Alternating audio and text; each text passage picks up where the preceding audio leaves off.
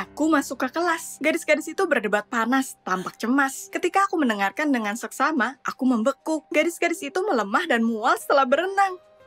Sepertinya mereka hamil. Ya Tuhan, apakah cairanku berhasil? Teman-teman sekelasku melihatku dan Jill kurus mengingatkanku bahwa cairan aneh keluar dari tasku ke kolam renang kemarin. Para gadis meminta penjelasan. Aku harus memberitahu mereka bahwa mereka semua hamil. Dan itu terjadi karena aku. Teman sekelasku melihatku dengan ancaman. Sepertinya aku habis. Aku sebenarnya membuat cairan kehamilan untuk kakak perempuanku. Kakakku Agatha dan suaminya ingin memiliki anak. Tapi setelah setahun mereka tidak berhasil. Agatha putus asa dan aku sangat khawatir tentangnya. Karena aku sangat dekat dengannya. Orang tua kami meninggal dalam kecelakaan mobil ketika aku masih bayi. Jadi Agatha membesarkanku. Dia bekerja keras dan akhirnya bisa menyekolahkanku dan tinggal di sebuah boarding school ternama untuk gadis. Agatha percaya suatu hari aku akan menjadi ahli kimia hebat. Aku sangat mampu, dan aku belajar dengan baik. Tapi aku selalu ingin berterima kasih kepada kakakku dengan suatu cara. Dan suatu hari, aku punya ide untuk membuat solusi yang akan membantunya hamil. Aku diam-diam melakukan eksperimen di lab sekolah. Aku harus berhati-hati, supaya teman-temanan guruku tidak menduga-duga. Aku tidak berbicara dengan siapapun di kelas, jadi para gadis tidak menyukaiku. Dan Jill, si anak baru, selalu menggangguku. Tapi aku tidak peduli dengan para pengganggu. Aku hanya memikirkan eksperimenku. Dan sebelum kelas renang kemarin, akhirnya aku mendapat solusi yang membantu kehamilan. Sekarang kakakku bisa punya bayi. Aku memasukkan botolnya ke tasku dan bergegas ke kelas. Untuk menyingkat waktu, aku melewati kolam renang. Tapi Jill menghalangiku. Dia berkata dengan sarkastik bahwa dia sudah lama ingin mengajariku berenang dan meraih tanganku, menyeretku ke kolam renang. Tidak, aku berusaha untuk melawan dengan tasku, tapi Jill mencengkeram kuat dan menggiringku ke ujung kolam. Aku sangat takut akan air. Lepaskan! Seketika Jill tergelincir dan jatuh ke air dengan tasku. Aku hampir tidak berpegangan ke tiang. Tapi aku melihat cairan kehamilannya perlahan menebar di air. Jill menyadarinya. Sial. Teman sekelasku dalam pakaian renang baru saja masuk ke kolam. Kelasnya dimulai. Aku dengan cepat mengambil tasku dari kolam dan kabur. Aku berharap klorin di kolam akan menetralkan larutan. Tapi sepertinya aku salah. Bagaimana lagi menjelaskan fakta bahwa sekarang semua teman sekelasku mengalami tanda-tanda kehamilan. Dan sekarang aku berdiri di ruang kelas sekolah di depan kerumunan gadis-gadis yang marah. Mereka langsung menuduhku sengaja menuangkan cairan kehamilan ke dalam kolam. Saat itu juga guru kimia Pat Travers masuk ke dalam kelas. Dan dia berkata dengan lantang bahwa besok pagi akan ada jadwal check-up ke dokter. Sial, kebetulan seperti itu sangat di luar waktu. Wajah teman sekelasku membeku karena ngeri. Dan Jill mendesis bahwa jika aku tidak menyiapkan penawar untuk mencegah semua orang hamil besok, dia akan memberitahu guru bagaimana aku mencuri bahan kimia dan menggunakannya untuk eksperimenku sendiri. Lalu aku akan dikeluarkan dari sekolah dengan rasa malu, dan dengan rekomendasi seperti itu, aku tidak akan diterima di tempat lain. Tidak. Kakakku Agatha akan sangat kecewa jika aku dikeluarkan. Jadi aku harus segera melakukan sesuatu dan menetralisir efek dari cairannya. Aku menunggu sampai malam ketika para guru pergi ke kamar mereka. Dan lalu aku merangkak diam-diam ke lab kimia. Aku berjuang dengan formula untuk waktu yang lama, tapi tidak ada yang berhasil. Itu hampir malam. Aku hampir menangis. Tapi lalu pintu terbuka dan Jill masuk. Dia dengan kasar bertanya jika cairannya sudah siap, tapi aku menggelengkan kepala. Jill menyindir bahwa aku melepaskan posisiku sebagai seorang kutu buku. Tapi tiba-tiba dia menawarkan untuk membantuku. Ayolah, aku setuju. Setelah memeriksa formulaku, Jill berkata bahwa aku bodoh. Dan lupa untuk memasukkan satu bahan ke formulanya. Wow, dia benar. Tapi aku tahu bahwa elemen ini berbahaya dan bisa membakar kulit. Oleh karena itu, guru kimia menyimpannya di ruang kerjanya yang dikunci. Tanpa berpikir, Jill menyarankan mencuri kuncinya dari ruang Pat Travers. Tapi aku tidak mau mencuri dari guru. Jill berkata dia akan melakukannya sendiri dan menyeretku ke kamar guru. Di kamar Travers, Jill memerintahkanku untuk berjaga-jaga dan dengan hati-hati menyelinap ke dalam kamar. Aku ketakutan. Bagaimana jika seseorang melihat kami di sini? Aku bisa mendengar Pat Travers mendengkur dari balik pintu. Jill tidak muncul untuk waktu yang lama. Bagaimana jika Travers sudah bangun? Tapi semenit kemudian, Jill dengan berjaya meninggalkan ruangan dengan kuncinya. Dia berhasil. Kita berlari secepat mungkin ke ruang kimia. Jill memasukkan kunci dengan kuat ke lubangnya. Tapi pintunya tidak mau terbuka. Dia memutarnya ke sana kemari tidak ada gunanya. Kuncinya tidak pas. Aku putus asa. Tapi lalu Jill menunjuk ke jeruji di luar kantor. Kita bisa masuk melalui ventilasi. Kamu gila, jeruji itu hampir di bawah langit-langit. Aku bahkan takut untuk memikirkannya, tapi Jill menyuruhku berani dan memberinya dorongan. Oh, bagaimana aku bisa menggendong gadis sebesar itu? Tapi tidak ada yang bisa dilakukan. Aku membungkuk, bersandar ke dinding, dan Jill dengan cekatan naik ke punggungku. Selama beberapa menit berikutnya, Jill mencoba mendorong jeruji itu kembali. Tapi jeruji itu tidak mau bergerak. Jill, cepatlah, aku tidak bisa menahanmu lama-lama. Akhirnya Jill menggerakkan jerujinya. Dia memanjat masuk dan melambaikan tangan untuk menarikku. Dengan kesusahan, aku menyusulnya. Kita merangkak menuruni poros berdebu dengan merangkak. Jaring laba-laba merayap ke mata dan mulut kami. Untunglah tidak terlalu lama untuk merangkak. Dan segera kita melihat kisi-kisi di belakangnya adalah kantor Pat Travers. Jill mendorongnya dan melompat turun. Lalu membantuku turun. Terima kasih. Kita harus menemukan bahan yang tepat untuk cairan kehamilannya. Kita mencari-cari di seluruh kantor. Memeriksa lemari dan memeriksa meja. Tidak ada gunanya. Komponen tidak dapat ditemukan. Tapi lalu aku melihat sebuah kotak kecil di pojok. Kita membuka tutupnya dan lihat. Ada komponen yang tepat. Tapi bagaimana cara mengambilnya agar tidak ketahuan? Jill memberiku kain. Bagus. Aku segera membungkus reagen dengan kain dan kami naik kembali ke ventilasi. Apakah kita baru saja merampok ruang kimia? Merangkak kembali jauh lebih mudah. Ketika kita sampai di lorong dan aku melompat ke bawah, aku melihat Pat Travers berjalan menuju kantornya. Apa dia menemukan kunci yang hilang? Aku mundur tapi sudah terlambat. Pat Travers melihatku. Permainan sudah selesai. Entah bagaimana aku harus memperingatkan Jill atau mengalihkan perhatian guru. Kalau tidak, kita kacau. Kebingungan, aku melirik keluar jendela. Aku menghampiri Pat Travers, kebingungan, dan bertanya dengan hati-hati di mana aku berada. Travers terkejut dan aku berbohong tentang menjadi moonwalker di malam hari. Bantu aku kembali ke kamarku, aku memohon padanya. Di belakang guru, aku bisa melihat kaki Jill sudah muncul dari ventilasi. Pat Travers ragu dan aku gugup. Tapi seketika dia meraih lenganku dan menuntunku keluar dari ventilasi. Sekarang Jill bisa keluar tanpa diketahui. Pat Travers mengantarku ke kamar tidurku. Aku menunggu sampai dia pergi, lalu aku lari kembali ke lab. Jill menungguku di sana dengan reagen. Dia mengagumi ideku tentang sleepwalker. Mungkin Jill sama sekali bukan orang yang menyebalkan. Hari sudah sampai subuh, dan tidak ada banyak waktu untuk menyiapkan solusinya. Jill dan aku segera menyiapkan semua komponen yang diperlukan. Aku berterima kasih padanya. Aku tidak bisa melakukannya tanpa bantuannya. Jill tersenyum dan bertanya mengapa aku membuat cairan kehamilan ini. Awalnya aku tidak ingin menjawabnya. Tapi lalu aku berpikir, setelah petualangan kami, kita menjadi lebih dekat. Dan aku mengakui bahwa itu semua demi kakakku, yang tidak dapat memiliki anak. Aku sangat ingin dia punya anak, dan dia akhirnya akan bahagia. Bagaimanapun, dia menggantikan orang tuaku. Dan itu bagaimana aku ingin berterima kasih padanya. Dan lalu aku menyadari bahwa Jill hampir menangis.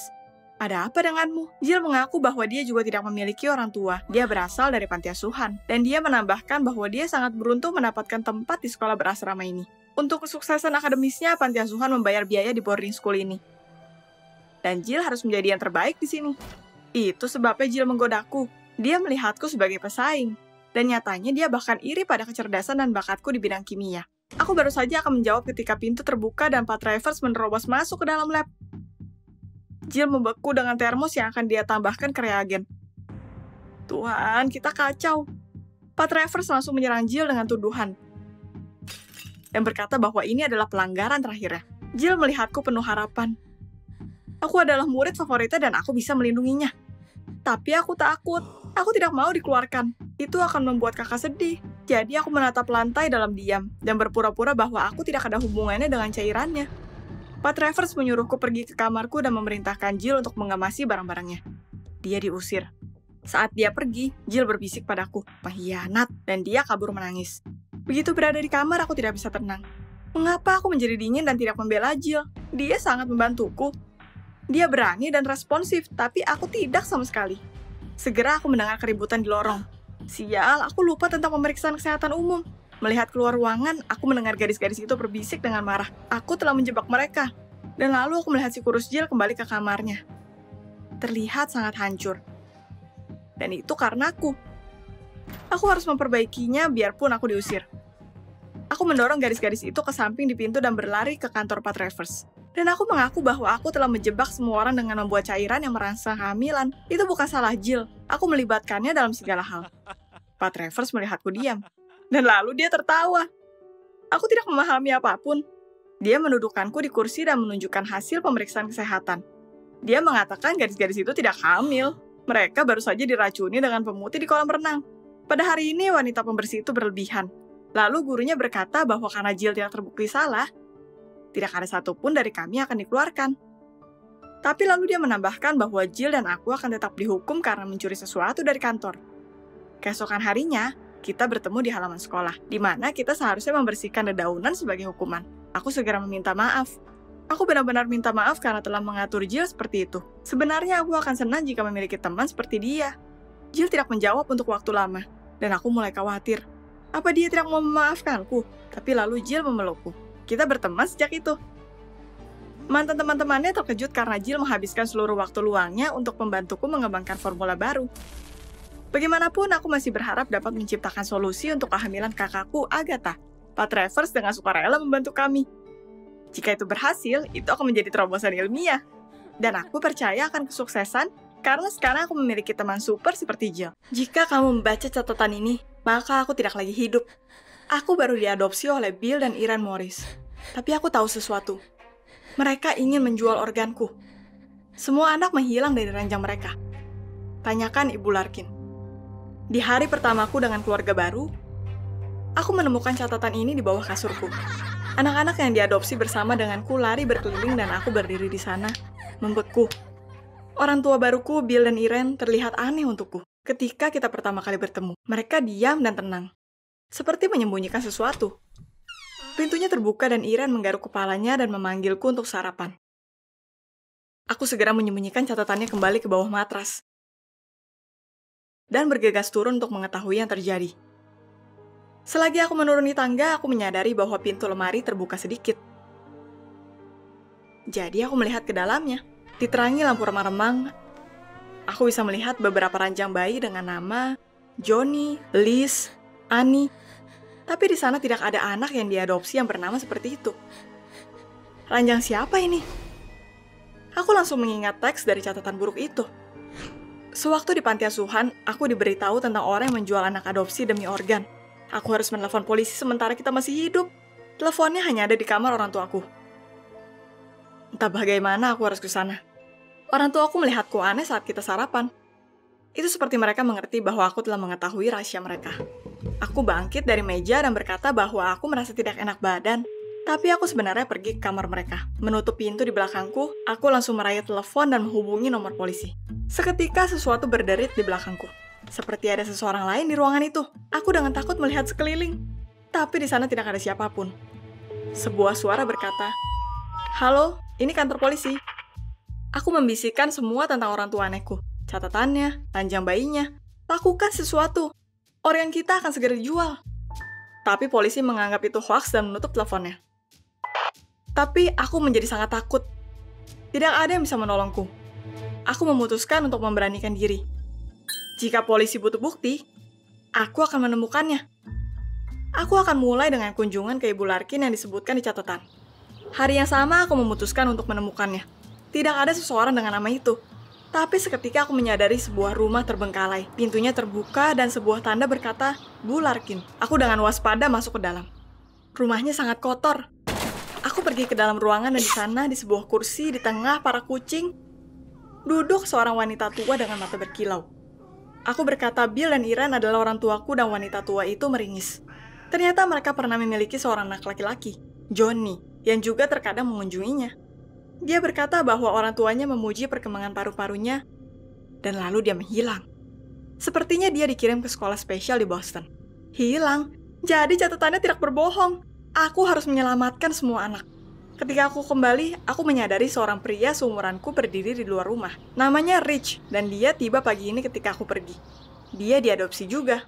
Orang tuanya meninggal dalam kecelakaan mobil, dan dia sudah lama memimpikan sebuah keluarga lagi. Aku malu untuk berkata bahwa orang tua asliku meninggalkanku dan pergi ke Vegas. Tapi Rich sepertinya pria yang baik. Jadi aku memberitahunya. Lalu aku menyadari bahwa aku harus memperingatkannya. Hal buruk terjadi di rumah ini, Richie. Tapi dia hanya tertawa dan mengira aku bercanda. Lalu aku memanggilnya ke kamar itu, karena aku ingin menunjukkan catatannya. Tapi itu telah menghilang. Aku putus asa. Tapi Rich berkata dia mempercayaiku dan bersedia membantu. Tapi jika kita dalam bahaya, Kita harus memastikannya. Pertama-tama kita menemukan di internet bahwa sekolah spesial di mana Johnny bersekolah.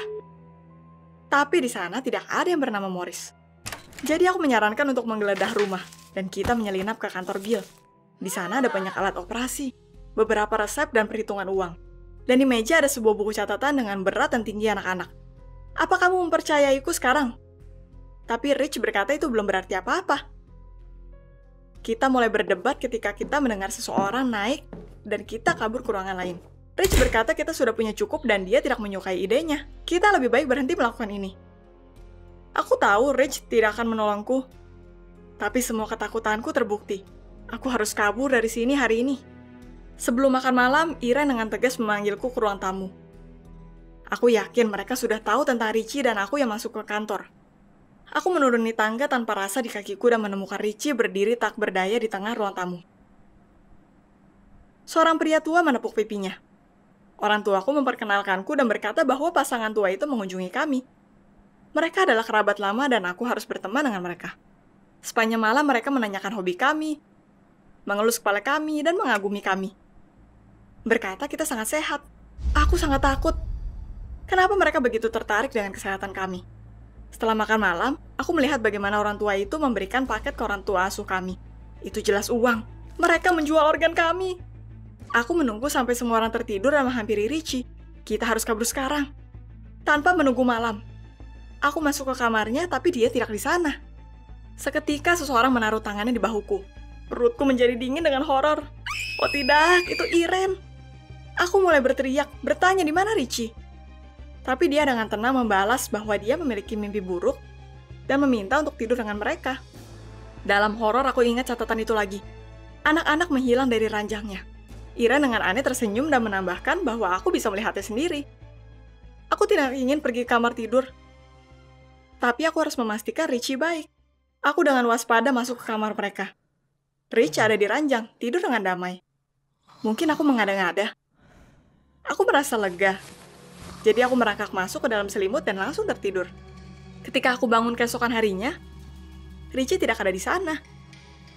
Aku melihat sekitar dan menyadari aku tidak berada di kamar orang tuaku. Seketika aku mendengar langkah kaki dan sebuah bayangan panjang di lorong. Aku langsung pura-pura tidur. Aku merasa seseorang membungkuk padaku dan aku membuka mataku sedikit. Itu wanita tua yang mengunjungi kami hari sebelumnya. Aku berteriak, "Apa yang kamu inginkan dan di mana Richie?" Wanita tua itu dengan ragu berkata bahwa Richie pergi dan dia ingin menghampiriku. Tapi aku langsung keluar dari kamar. Aku lari ke dapur dan melihat pria tua itu di sana. Dia memegang sebuah pisau berdarah dan sesuatu yang terlihat seperti hati manusia tergeletak di meja. Aku mundur dan ingin melempar sesuatu padanya. Tapi sesuatu yang basah berada di bawah tanganku. Oh tidak, itu kaos Richie tertutupi darah. Aku pergi ke arah berlawanan dan lari ke lantai 2. Pasangan tua itu menyusulku di belakang. Judy, ayo, jangan takut. Lalu aku bergegas ke kamar mandi dan memanjat keluar dari jendela menuruni pegangan. Aku hampir bebas, tapi itu terlalu terlambat dan sebuah mobil dengan Irene dan Bill muncul di sudut. Aku lari melalui taman, tapi mereka meraihku dan menyeretku ke dalam rumah. Tidak, kamu tidak akan mendapatkan organku. Aku berteriak berusaha kabur. Lalu aku mendengar suara Richie. Dia berdiri di tengah ruang tamu, sehat dan selamat. Richie mulai menenangkanku. Berkata bahwa dia sekarang anak adopsi dari kakek nenekku. Irene dan Bill membantunya menemukan keluarga. Tapi aku masih tidak mempercayainya. Tapi bagaimana dengan pisaunya, kaosnya, seikat uang? Pasangan tua itu tersenyum dan berkata bahwa Irene dan Bill membantu mereka yang tidak ofisial boleh mengadopsi anak. Mereka membawa anak-anak ke rumah dan lalu mengirim mereka ke keluarga lain.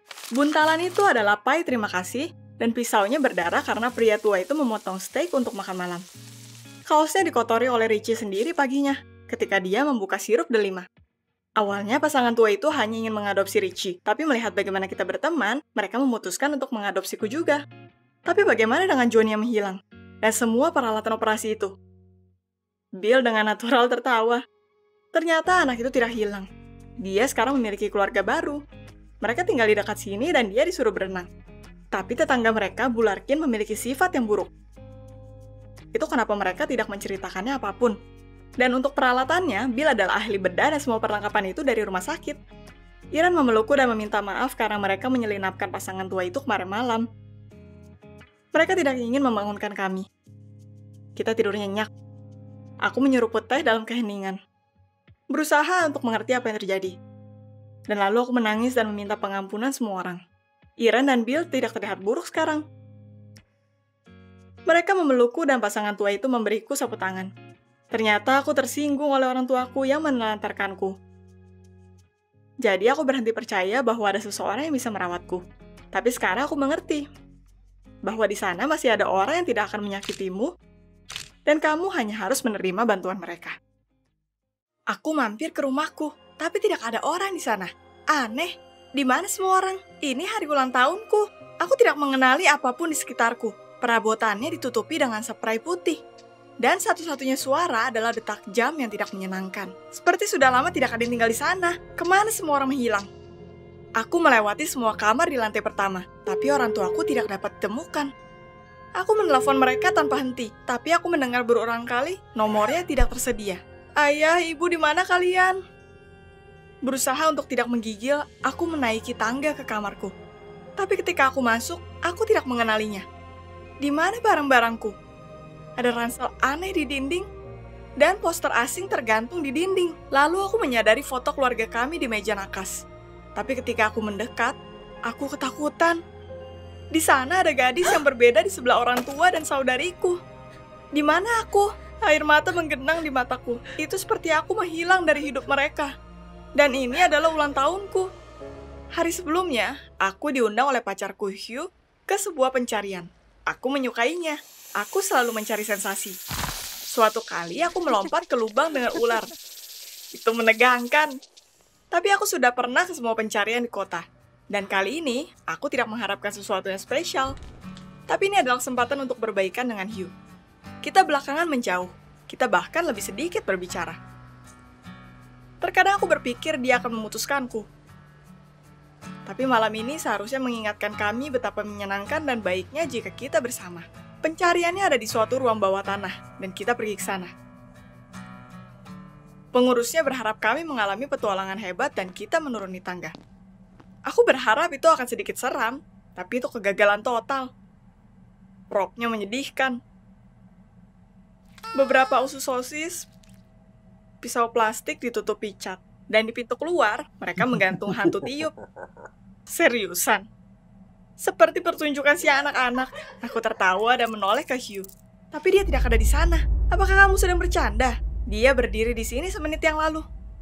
Seketika aku menyadari sebuah kalung putus di lantai. Aku memberinya pada Hugh saat anniversary kami. Sepertinya hubungan kami benar-benar hancur. Hugh baru saja kabur dariku.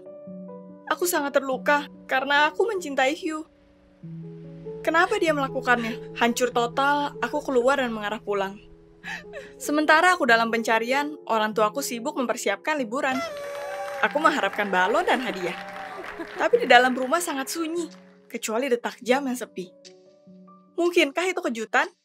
Tapi aku pergi ke seluruh penjuru rumah dan tidak menemukan siapapun. Tidak ayahku, tidak ibuku, tidak kakak perempuanku, Joanna. Kemana perginya mereka? Aku mencoba menelpon mereka, tapi setiap kali aku mendengar, nomornya tidak tersedia. Rumah itu sendiri tampak menakutkan. Perabotannya ditutupi spray putih, seolah-olah sudah lama tidak ada orang yang tinggal di sana. Aku naik tangga ke kamarku, tapi terhenti di tengah jalan. Semuanya di sini berbeda. Ada beberapa hal aneh. Ransel, poster, milik siapa? Aku berkeliling di seputar ruangan, benar-benar tersesat. Dan lalu aku menyadari sebuah foto. Seluruh keluarga aku memeluk seorang gadis. Tapi itu tidak mungkin. Seharusnya itu aku. Ketakutan, aku mundur dan menjatuhkan fotonya ke lantai. Kacanya pecah dengan suara. Itu seperti mimpi buruk yang mengerikan. Tidak ada tanda-tanda bahwa aku pernah tinggal di sini di rumah ini. Bukannya kursi, buku, penghargaan favoritku. Aku menemukan gambar gadis itu dan hal-hal asing di mana-mana. Apa aku sudah gila? Keluarga aku masih tidak menjawab panggilanku. Tuhan, bagaimana jika sesuatu terjadi pada mereka? Lalu aku teringat bahwa om dari temanku, Chris, adalah seorang petugas polisi. Mungkin dia bisa membantuku. Aku menelpon Chris dan setelah sekian lama dia menjawab. Phew. Hai Chris, ini Sarah. Aku memberinya gambaran singkat tentang situasinya. Dan Chris berkata dia tahu sesuatu. Faktanya adalah bahwa keluargaku, dia terdiam. Jangan lagi. Chris, kamu di sini. Aku berteriak, tapi tidak ada gunanya. Sinyalnya mati. Nafasku tertahan di tenggorokan. Jadi Chris mengetahui di mana semua orang. Aku langsung bergegas ke rumahnya. Aku menggedor pintu dengan tanganku lama dan keras. Tidak ada yang menjawab. Akibatnya seorang tetangga keluar dari rumah seberang. Kamu sebaiknya tidak mengetuk. Tidak ada orang di sini selama setahun, gerutunya. Kemana perginya Chris? Tetangga itu menjawab bahwa dia pindah sejak kematian temannya. Wanita tua itu membanting pintu. Aku tidak mengerti apapun.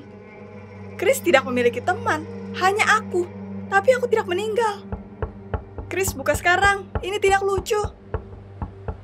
Aku berteriak menggedor pintunya lebih kencang. Dan kemudian kakak perempuanku menelpon.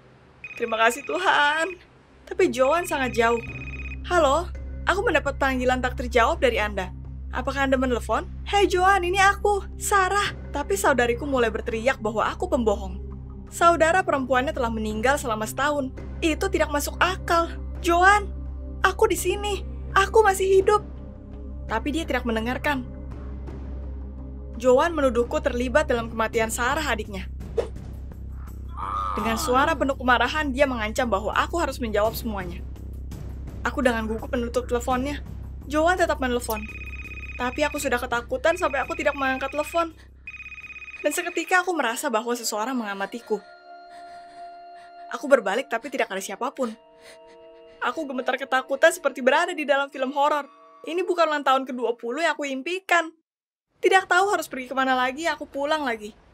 Sudah larut malam ketika aku sampai di rumahku, yang tampak lebih asing dalam kegelapan. Aku takut untuk masuk, tapi lalu aku melihat ada cahaya di kamarku. Seseorang telah kembali. Senang, aku berlari ke beranda ketika pintu berderi terbuka. Itu adalah Joan. Dia menyeringai jahat, mengatakan bahwa itu baik bahwa aku datang padanya sendiri. Kamu akan menjelaskan padaku tentang kematian Sarah. Joan seketika berteriak dan menabrakku. Aku berlari dengan panik. Hal buruk apa yang terjadi? Joan, sadarlah. Aku adikmu. Tapi Joan membawaku ke ganggang sempit dan berteriak bahwa aku tidak bisa menjauh darinya. Ya Tuhan. Aku mencoba meminta bantuan, tapi tidak ada seorang pun di jalan. Dan kemudian aku melihat tanda bahwa ada kedai kopi 24 jam di dekatnya. Dengan kekuatanku yang terakhir, aku bergegas ke sana.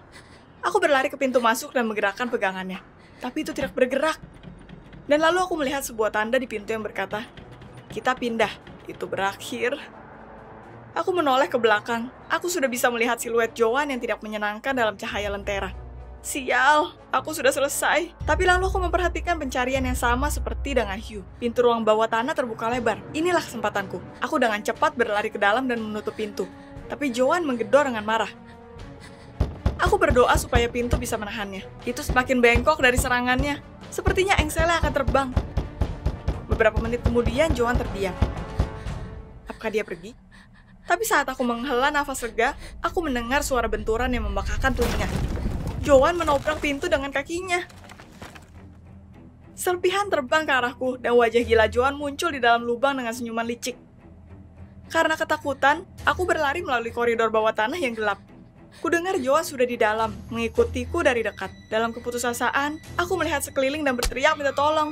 Tetapi tidak ada yang menjawab. Tiba-tiba aku menabrak tembok. Selanjutnya aku harus apa? Joan sudah mendekat. Aku tidak bisa lari kemanapun. Dan lalu aku melihat lemari. Ini harapan terakhirku. Aku naik ke dalamnya dan duduk di sana. Berusaha untuk tidak bernapas. Tapi aku sudah mendengar Joan masuk ke kamar. Keluar! Aku tahu kamu di sini, dia memerintah. Lalu aku mendengar langkah kaki lambat mendekat. Aku tidak bisa bergerak dalam horor. Seketika pintu lemari mengayun terbuka. Tolong jangan! Aku berteriak histeris. Di saat itu aku dibutakan oleh sebuah kilatan cahaya terang. Membuka mataku dengan kesusahan aku melihat orang tuaku, semua temanku, Chris dan Hugh. Selamat ulang tahun! Semua berteriak ceria bersama. Joan mengedip. Ternyata Hugh sudah lama meyakinkannya untuk mengatur pencarian untukku. Jadi aku salah mengira, dan Hugh benar-benar mencintaiku karena dia yang merencanakan semuanya. Dia meyakinkan semua orang. Aku sangat menyukai ketegangan. Jadi itu tipuan. Aku hampir pingsan karena takut. Aku ingin meneriakkan apa yang harus aku lakukan dengan mereka untuk lelucon seperti ini. Tapi tiba-tiba penglihatanku menjadi gelap, dan ruang tanah sepertinya berputar di depanku. Aku mulai tersedak dan kehilangan kesadaran. Aku hampir tidak membuka mata. Di mana aku? Apa yang terjadi? Kemudian dokter mendatangiku dan berkata bahwa aku di rumah sakit. Aku dibawa ke sini dengan ambulans. Aku merasa sangat lemah. Apakah aku sakit parah? Tapi dokter meyakinkan bahwa aku pingsan. Dan sekarang semuanya baik-baik saja. Aku sangat takut. Kamu lebih baik merajut dan tidak melanjutkan pencarian, candanya. Dokter mengatakan aku memiliki jantung yang lemah. Untungnya aku tidak mengalami serangan jantung. Aku merasa sangat sedih bahwa aku telah membawa diriku ke keadaan ini. Dalam upaya untuk menggelitik sarafku, aku benar-benar lupa tentang kehidupan nyata. Selesai. Tidak ada lagi kengerian. Di titik ini, teman dan keluarga yang gelisah memasuki ruanganku.